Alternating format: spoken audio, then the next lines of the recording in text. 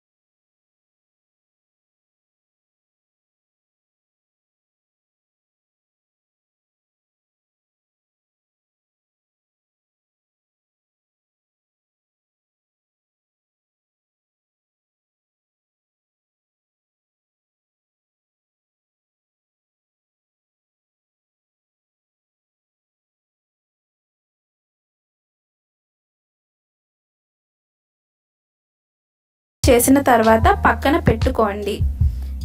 ఇలా 4ని పల్చగా చేసి బాగా పల్చగా ఉండేలా చూడండి. అలా 4 చేసి పక్కన పెట్టుకోండి.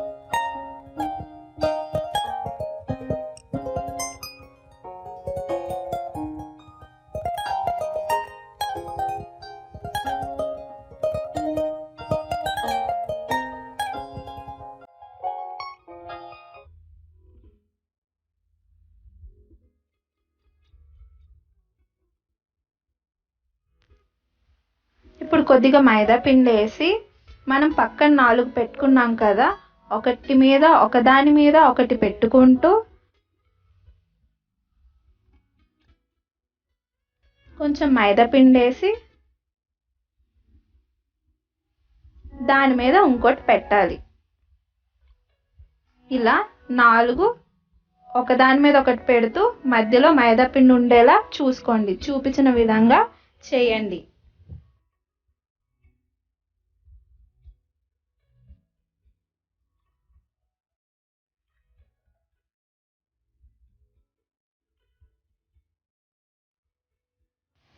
ఇప్పుడు మనం 4 వేసాం కదా, దాన్ని చూపించిన విధంగా అలా నెమ్మదిగా రోల్ చేస్తూ ఉండండి.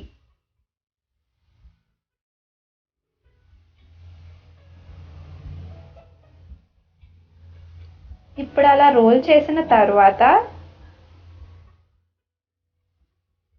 చాక్ తీసుకొని మనకు కావలసిన సైజులో కట్ చేస్తూ ఉండాలి.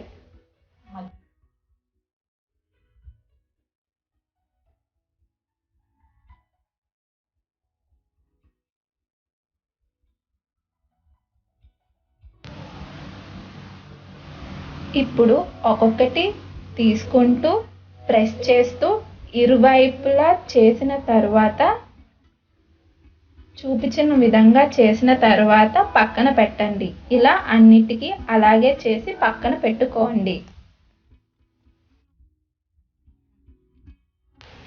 ఇప్పుడు ఇవి ఇలా చేస్తున్న సమయంలో ఇంకో పక్క మూకుడులో నూనె వేసి ఒక 5 నిమిషాలు బాగా మరిగిన తర్వాత ఆపేసి కొంచెం గోరువెచ్చగా అయ్యేదాకా వెయిట్ చేయాలి. ఇంకోవైపు పంచదార పాకం కూడా రెడీ చేసి పక్కన పెట్టుకోండి.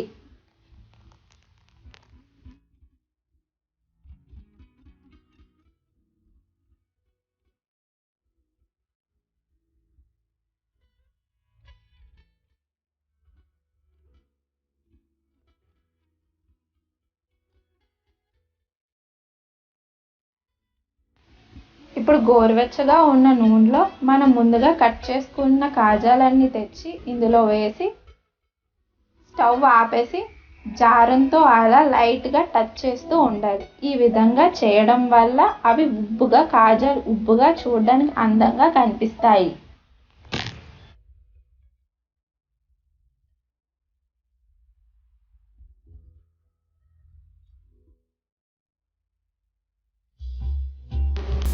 అలా చేయడం వల్ల అవి కొంచెం పైకి లెగిస్తాయి. అప్పుడు మనం స్టవ్ ఆన్ చేయాలి.